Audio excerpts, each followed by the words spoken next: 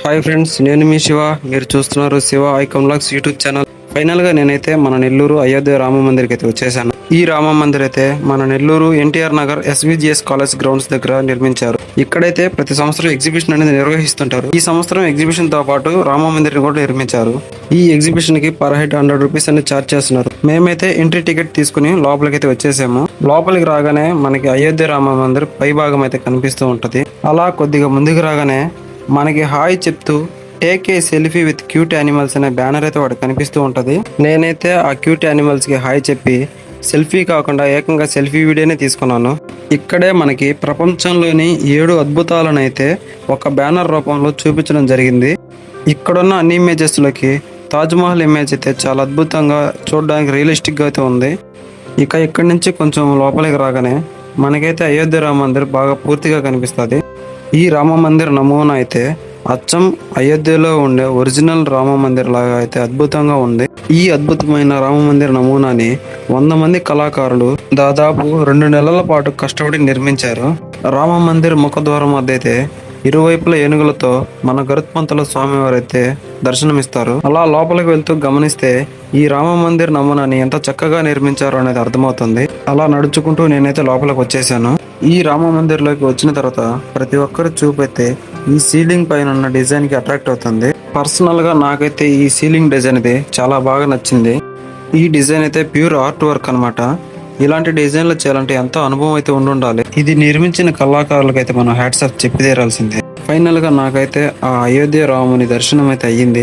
మన అయోధ్య బాలరాముని విగ్రహం అయితే చాలా చక్కగా ప్రతిష్ఠించారు. ప్రతి ఒక్కరూ ఆ శ్రీరాముని దర్శనం కోసం అయోధ్యకి వెళ్ళలేరు కాబట్టి ఇక్కడికి వచ్చి మన బాలరాముని దర్శనం అయితే చేసుకోవచ్చు. బాలరాముని దర్శించుకున్న తర్వాత నేనైతే ఎగ్జిబిషన్కి వెళ్తున్నాను. అలా ఎగ్జిబిషన్ పార్ట్ వైపు ఎంటర్ అవగానే మనకైతే ఇక్కడ చాలా స్టాల్స్ అనేవి కనిపిస్తున్నాయి. ఎన్నో రకరకాల స్టాల్స్ అయితే ఇక్కడ ఏర్పాటు చేస్తున్నారు. ఈ స్టాల్స్ వైపు వెళ్ళేటప్పుడు కొంచెం జాగ్రత్తగా అయితే ఉండాలి. మన ఫ్యామిలీతో కనుక ఈ ఎగ్జిబిషన్ వచ్చినట్టయితే మనకి బిల్లు ఎక్కువే ఛాన్స్ అయితే ఉంటుంది. అసలే మన వాళ్ళు సరదాకి షాపింగ్లు చేస్తుంటారు. ఈ సందర్భంగా నేను తెలియజేయనది ఏమిటంటే అనవసరమైన షాపింగ్లు చేయనివ్వకండి, బిల్లుల బారిన పడకండి. ఇక్కడైతే ఒక బ్రదరు హ్యూమన్ లైవ్ పోర్ట్రేట్స్ అయితే గీస్తూ కనిపించాడు. ఇతనైతే హ్యూమన్ పోర్ట్రేట్స్ ఎంతో చక్కగా అయితే డ్రా చేస్తూ ఉన్నాడు.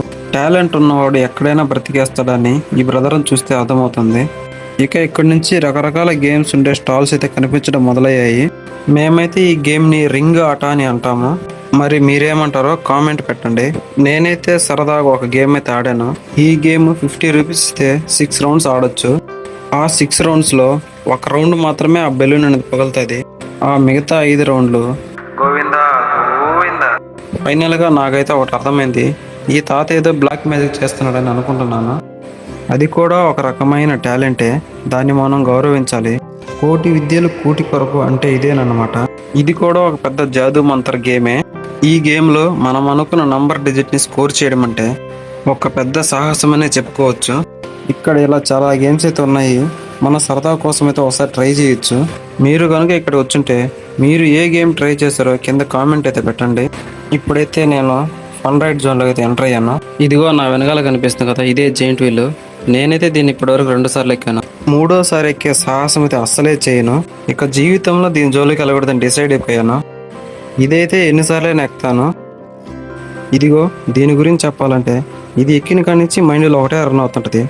ఎవడు ఎప్పుడు ఎక్కడ వామిటింగ్ చేసుకుంటాడా, అది వచ్చి మన పైన ఎక్కడ పడుతుందనే టెన్షన్తో చచ్చిపోతుంటాము. ఇక ఈ కప్పు సాసర్ గురించి మాట్లాడుకోకపోవడమే మంచిది. ఇప్పటి వరకు నేను చూపించిన వాటిలో మీరు ఏదైనా ఎక్కుంటే అది ఎక్కినప్పుడు మీ రైడింగ్ ఎక్స్పీరియన్స్ అనేది ఎలా అనిపించిందో కింద కామెంట్ సెక్షన్లో మెన్షన్ చేయండి ఫ్రెండ్స్.